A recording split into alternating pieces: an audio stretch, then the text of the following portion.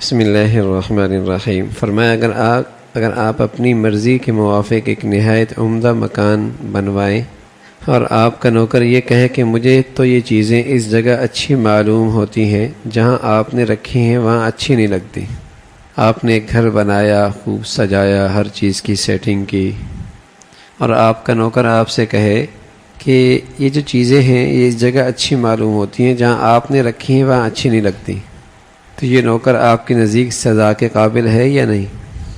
ضرور آپ اس کے ایک تماچا ماریں گے کہ بدتمیز، ہم نے مکان تیری خوشی کے لیے بنایا ہے یا اپنی؟ تو اس میں رائے دینے والا کون ہوتا ہے؟ مگر افسوس، ہم خدا کی چیزوں میں بے خوف و خطر جو چاہے کہتے ہیں، ہم ان کو خدا کی چیزیں سمجھتے تو کبھی شکایت دل میں آتی نہیں۔ اگر خدا کی چیزیں ہم سمجھتے ہیں، اپنی ذات، دنیا، یہ سب اگر اللہ کی سمجھتے تو پھر شکایت نہ ہوتی، ہم سمجھتے ہے ہی میری، ٹھیک ہے نا؟ تو نوکر اگر اعتراض اور شکایت کرے تو ہمیں برا لگتا ہے کہ یہ چیز میری ہے، تمہیں کیا ہے، اپنے کام سے کام رکھو، اپنے کام سے کام رکھو۔ نہیں صاحب، آپ کی جو پلنگ ہے نا یہاں نہیں یہاں ہونا چاہیے، اور جو یہ فرنیچر ہے یہاں نہیں یہاں ہونا چاہیے، گاڑی آپ جہاں کھڑی کرتے ہیں وہاں نہیں وہاں کھڑا، کیا کہیں گے آپ؟ میاں اپنے حد میں رہو، کیونکہ یہ چیزیں آپ کو اپنی سمجھتے ہیں اور اس میں نوکر کی رائے آپ کو پسند نہیں ہے۔ تو فرمایا کہ ہم ہیں اللہ کے معاملے میں جو چاہے کہتے رہتے ہیں، بے خوف و خطر۔ یوں نہیں ہونا چاہیے تھا، ایسا کیوں ہو گیا، یوں نہیں ہونا چاہیے تھا، ایسا کیوں ہو گیا؟ تو فرمایا اگر ہم ان کو خدا کی چیزیں سمجھتے تو کبھی شکایت دل میں نہ آتی۔ بھائی یہ خدا کی چیزیں ہیں، تم ان کو اپنے کیوں سمجھتے ہو؟ پھر اللہ کو اختیار ہے، جس کو چیز کو چاہے مکان دنیا میں رکھے اور جس کو چاہے مکان آخرت میں رکھے، جس چیز کے بارے میں چاہے یہیں آپ کو دے دے اور جس چیز کو چاہے لے لے۔ تم کو راضی رہنا فرض ہے، ناراض ہونا بدتمیزی ہے۔ رضائے محبت سے دنیا میں بھی راحت حاصل ہوتی ہے، اگر راضی رہو گے تو دنیا میں بھی راحت ملے گی، اور اللہ کے فیصلوں پہ ناراض رہو گے تو دنیا میں بھی راحت چھن جائے گی۔ راضی رہنے کا راستہ بھی یہی ہے کہ جو محبوب کی چاہت ہے اس پہ اپنی چاہت فنا کر دو، ورنہ پریشان رہو گے۔ حضرت بہلول سے کسی نے پوچھا کیا حال ہے؟ فرمایا حال پوچھتے ہو اس شخص کا جس کی خواہش کے مطابق دنیا کے تمام کام ہوتے ہوں۔ حضرت بہلول سے کسی نے پوچھا کیا حال ہے؟ تو فرمایا کیا حال پوچھتے اس شخص کا کہ جس شخص کی خواہش پہ دنیا کے تمام کام چلتے ہوں۔ پوچھا حضرت یہ کیوں ہو سکتا ہے سارے کام ایک شخص کی خواہش کے موافق ہوتے ہوں؟ فرمایا جس شخص نے اپنی خواہش کو خدا کی خواہش پہ فنا کر دیا ہو، ہر کام اس کی خواہش کے مطابق ہو جاتا ہے۔ جو اللہ کی مرضی ہماری بھی وہی مرضی، تو وہی ہوتا ہے پھر جو ہماری مرضی کے مطابق ہو رہا ہے۔ کتنی راحت ہوگی، کتنا سکون ہوگا۔ آپ کو معلوم ہوا کہ دنیا بھی اگر درست ہے تو سچے دین والی ہی کی ہے، اور یہ پتھر پہ لکیر ہے۔ سورج نکلنے کے بعد دن کا آنا جتنا یقینی ہے، اس سے زیادہ یقینی بات ہے کہ دنیا بھی اسی کی درست ہے جس کا دین درست ہے۔ لیکن بھائی بس اوقات ہم سمجھتے ہیں کہ ہم دیندار ہیں، اس لیے ہماری دنیا درست ہو جانی چاہیے۔ ہاں اس کا جائزہ ضرور لے لینا چاہیے کہ دین کی درستگی کا مطلب کیا ہے۔ بس اوقات ہم غلط فہمی کا شکار ہو جاتے ہیں کہ اب تو ہمارا دین درست ہو گیا، اب تو ہماری ساری دنیا ہی ٹھیک ہو جانی چاہیے، پھر پریشان ہوتے ہیں۔ ہاں وہ یہ نا مشہور ہے کہ دو نفر ہی کیا پڑھ لی، انتظار ہونے لگتا ہے کہ وہی بھی آنا شروع ہو جائے میری طرف۔ ہاں یہ ضرور جائزہ لیتے رہنا چاہیے کہ میرے دین کی درستگی کا حال کیا ہے۔ کوئی دو رکعتیں بھی ایسی ہیں کہ اول تا آخر اللہ کا دھیان نصیب ہو جائے، کوئی زندگی کی دو رکعتیں، اس میں تو کوئی شک نہیں کہ دینیاں بھی اسی کی درست ہوگی جس کا دین درست ہو، جس کا دین درست ہوگا۔ دنیا بھی اگر درست ہے تو دین والی ہی کی ہے۔ دنیا یہ نہیں کہ ہزاروں روپے ہوں، موٹر ہوں، نوکر ہوں، دنیا یہ ہے دل چین سے ہو۔ دنیا تو یہ ہے راحت مل جائے، سکون مل جائے، دل کو چین مل جائے، محبتیں مل جائیں، آرام مل جائے. ارے بھائی، اس کے لیے نوکر کا ہونا، پیسوں کا ہونا اور اس کے لیے دولت کا ہونا ضروری نہیں. اگر اللہ چاہے تو اس کے بغیر بھی یہ چیزیں دے دیتا ہے، اور نہ چاہے تو یہ سب کچھ ہو اور یہ چیزیں نہیں ہوتی. دل کا چین مل جائے، سکون مل جائے، راحت مل جائے، یہ دنیا ہے. اور یہ صرف دین والے ہی کو نصیب ہوتا ہے، یہ صرف دین والے ہی کو نصیب ہوتا ہے. یہ پیسوں کے بغیر بھی ہو سکتا ہے، پیسوں کے ساتھ بھی ہو سکتا ہے اگر دین ہو تو. تھوڑے کے اندر بھی ہو سکتا ہے، کثرت کے اندر بھی ہو سکتا ہے، بشرطیہ کہ دین ہو. اگر وہ دین نہیں، ڈھیر لگا لو، یہ نہیں ہوگا. فرمایا دنیا یہ ہے کہ دل چین سے ہو. واللہ، اگر دل چین سے ہے تو صرف اللہ کے نیک بندوں کا ہے. اپنے قسم کھا کے کہہ رہے واللہ، اگر دل چین سے ہے تو صرف انہی کا ہے جن کے دلوں میں اللہ ہے. اللہ والے دل تو چین انہی کا ہے، ورنہ کہیں چین نہیں.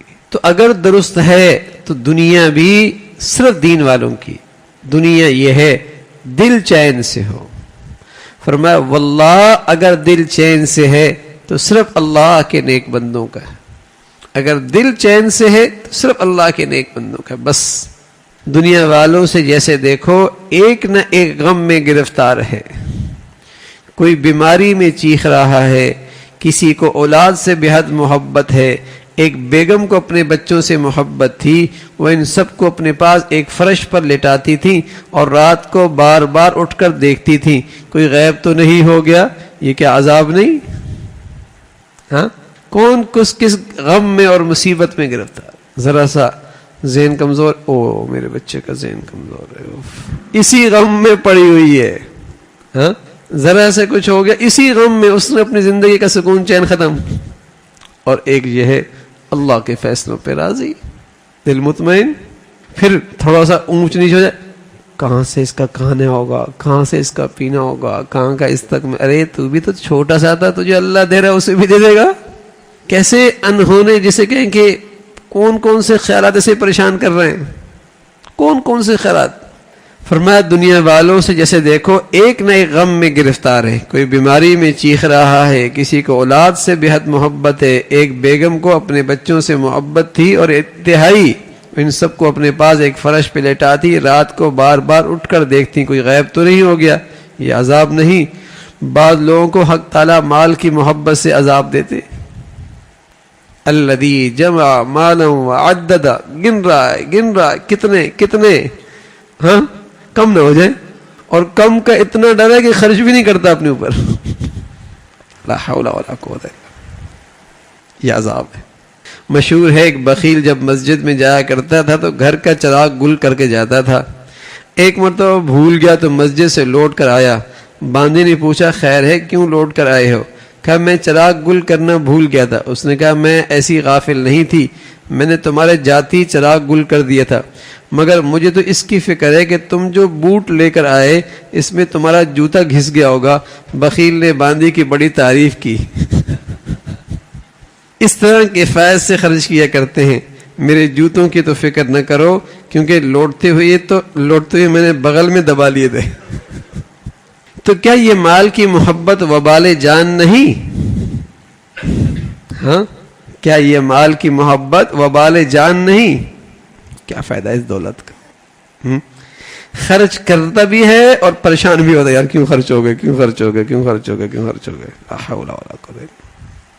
بس اوقات گاڑی لوگ چلاتے ہیں، راحت لیتے ہیں، نہیں اچھی خوبصورت سے راحت و آرام کے لیے، لیکن ان کی پوری فکر ہوگی گاڑی کو راحت و آرام پہنچائیں، کہیں ذرا اوپر نیچے نہ ہو جائے. ارے میاں اللہ، گاڑی لیتے ہیں آدمی راحت و آرام کے لیے خوبصورت سی، پھر اس کو راحت آرام پہنچانے کی پوری توانائی خرچ کر دیتے ہیں. خود تکلیف اٹھائیں گے، دکھ اٹھائیں گے اور اسے راحت و آرام پہنچائیں گے. میں یہ نہیں کہہ رہا بچوں کا خیال نہ رکھا جائے، گاڑی کا خیال نہ رکھا جائے، لیکن اس میں گھلا نہ جائے، ٹھیک ہے نا، اس میں پریشان نہ رہا جائے. الدنیا خلقت لکم وانکم خلقتم للآخرہ. دنیا تو تمہاری خدمت کے لیے پیدا کی ہے اور تم نادان اور دنیا کی خدمت میں لگ گئے ہو. دنیا تو تمہاری خدمت کے لیے تھی لیکن اب وہ مخدوم بن گئی، ہم خادم بن گئے. اور تمہیں اللہ نے کس لیے پیدا کیا تھا؟ وَأَنَّكُمْ خُلِقْتُمْ لِلْآخِرَةِ، تمہیں اللہ نے آخرت کے لیے پیدا کیا تھا. دنیا تمہاری خدمت کے لیے تھی، تم آخرت کے لیے پیدا ہوئے تھے. جبکہ انسان ہر وقت اسی ادھیڑ پن میں لگا رہے، بہرحال دنیا کی راحت بھی اسی کو ہے جس کا دین اچھا ہے، جس کا دین اچھا ہے.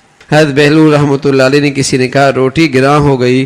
کہا ہم کو کیا فکر، ہماری روٹی کا ذمہ انہوں نے لے لیا ہے، ہم پر عبادت فرض ہے، ہم کو عبادت میں لگنا چاہیے، روٹی وہ آپ کو دیں گے.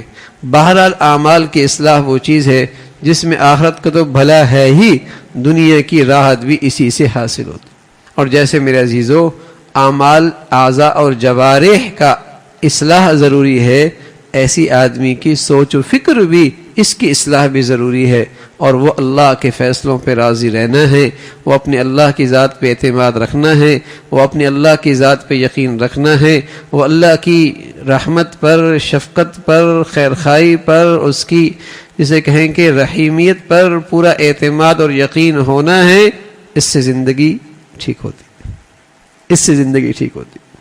ورنہ اگر اعمال کر رہا ہے، نمازیں پڑھ رہا ہے، سوچ بیمار ہے، سوچ بیمار ہے، فکر بیمار ہے، ہاں تب بھی دین صحیح نہیں. سوچ اور فکر ٹھیک ہے، اعمال صالحہ کوئی نہیں ہے، گناہ کبیرہ میں مبتلا ہے، تب بھی ٹھیک نہیں ہے. باطن بھی ٹھیک ہو اور ظاہر بھی ٹھیک ہو. جب دین ایسا درست ہوگا تو پھر دنیا تو آخرت، اس کی دنیا بھی بھلی ہونے لگ جائے گی، اس کی دنیا بھی بھلی ہونے لگ جائے گی. دنیا کی راحت بھی اسی سے حاصل ہوتی ہے، خصوصاً اگر تندرستی بھی ہو اور بقدر ضرورت غنا اور فراغت بھی ہو تو پھر اس شخص سے زیادہ دنیا میں کوئی خوش قسمت نہیں. ہاں اگر تندرستی بھی ہو اور بقدر ضرورت غنا مال بھی ہو اور فراغت بھی ہو، پھر اس شخص سے زیادہ خوش قسمت کوئی نہیں. آپ کو ایک بات عرض کروں، دنیا میں کسی بھی فن میں اگر کسی شخص نے کمال حاصل کیا ہے، کمال یعنی اگر کسی نے کوئی گاڑی ایجاد کر دی، کسی نے کوئی جہاز ایجاد کر دیا، کسی بھی فن میں غیر معمولی نمایاں کردار ادا کیا دنیا میں، مذہب تو مذہب میں عرض کروں، غیروں میں بھی، تو آپ اس چیز کی زندگی میں دیکھیں گے ایک خوبی سب میں مشترک ہے. وہ کیا؟ وہ دنیا کے لحاظ سے قناعت پسند ہوں گے، وہ دنیا کے لحاظ سے قناعت پسند ہوں گے، اور دنیا کے لحاظ سے ان کی زندگی سادہ ہوگی. یہ چیز سب میں مشترک ہوگی. جس نے بھی کوئی بڑا کارنامہ دنیا میں انجام دیا، اور چونکہ انبیاء علیہ الصلوۃ والسلام ان کارناموں میں سب سے آگے ہیں، تو ان کی زندگی تو اس میں بہت ہی نمایاں تھی. کیونکہ یکسوئی اسی کو حاصل ہوتی ہے نا، کسی کام کسی مقصد میں لگنے والے کے لیے یکسوئی تب ہے، ورنہ تو وہ انہی چیزوں میں الجھ جائے گا، ختم ہو جائے گا، منزل پا ہی نہیں سکتا. اور چونکہ مسلمانوں کی منزل اور مقصد بہت اونچی ہوا کرتی ہے، اس لیے ان کی تو مزاج میں ہونا چاہیے کہ قناعت قناعت قناعت قناعت.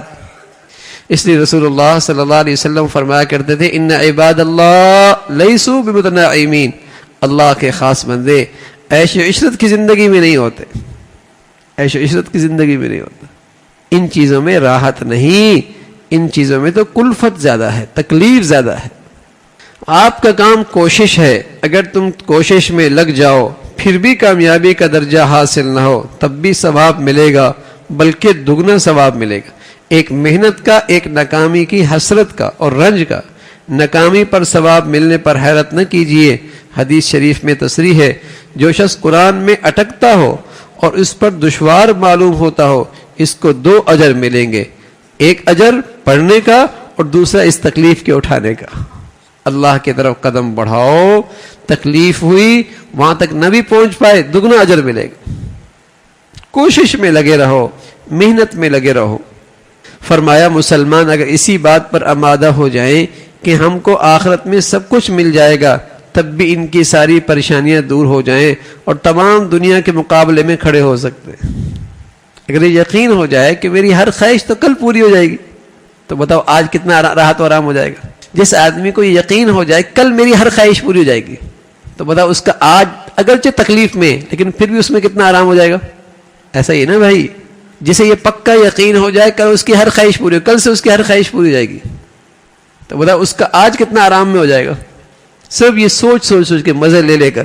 اسی طرح مسلمان اپنے کل آخرت کو کل کی طرح سمجھتا ہے اور اس کا ایمان اور یقین ہے کہ وہاں اس کی ہر خواہش پوری ہو جائے گی، تو اس کی برکت سے اس کی دنیا بھی بڑی پرلطف ہو جاتی ہے، بڑی پرلطف ہو جاتی ہے۔ بھئی ایک آدمی بس پہ سوار ہے اور بڑی مشکل سے بس کے دروازے پہ صرف اس کا پنجہ ہے، جسم پورا بائل لٹکا ہوا، اندر بس بھری ہوئی ہے، اور اگر اسے یہ ہو کہ اب تو میں نے اس بس سے اترنا ہی، تو بتاؤ کتنی تکلیف میں ہوگا، کتنی تکلیف میں ہوگا۔ اور اگر اسے یہ یقین ہو جائے کہ بس اگلا اسٹاپ میرا ہے، بتاؤ یہ تکلیف آسان ہو جائے گی نہیں ہو جائے گی؟ ایسی مسلمان کی زندگی ایسی پر لطف ہو جاتی ہے جب اسے کل کی زندگی پہ یقین آ جائے۔ اگرچہ تکلیف میں ہے، دروازے پہ کھڑا ہے، پورا جسم باہر ہے، بڑی مشکل سے پنجہ گاڑی کے اندر ہے، اوپر سے لٹکا ہوا ہے، دیکھنے میں لگا کتنی مشکل سے جا رہا ہے، لیکن اگر اسے یہ پتا ہے کہ اگلا اسٹاپ میرا آنے والا ہے، اطمینان ہو جائے گا۔ اور جو آخرت کو بھول جاتا ہے اس کا کیا حال ہوتا ہے وہ ہم دیکھ رہے ہیں، اس کو ہم دیکھ رہے ہیں۔ وہ اتنا پریشان ہوتا ہے، اتنا پریشان ہوتا ہے، اتنا پریشان ہوتا ہے کہ واللہ بس اوقات وہ خودکشی کر لیتا، کیونکہ اسے کچھ نظر نہیں آ رہا ہوتا، اسے کچھ نظر نہیں آ رہا ہوتا، اسے کوئی منزل نظر نہیں آ رہی ہوتی، کوئی امید نظر نہیں آ رہی ہوتی، ٹھیک ہے نا، اسے کوئی زندگی نظر نہیں آ رہی، بس مایوس خودکشی کر لیتا ہے، اتنا پریشان ہوتا ہے، یا پاگل ہو جاتا ہے، یا نفسیاتی ہو جاتا ہے، یا خودکشی کر لیتا ہے، یا پاگل ہو جاتا ہے، یا نفسیاتی ہو جاتا ہے، یہ سزا ملتی ہے۔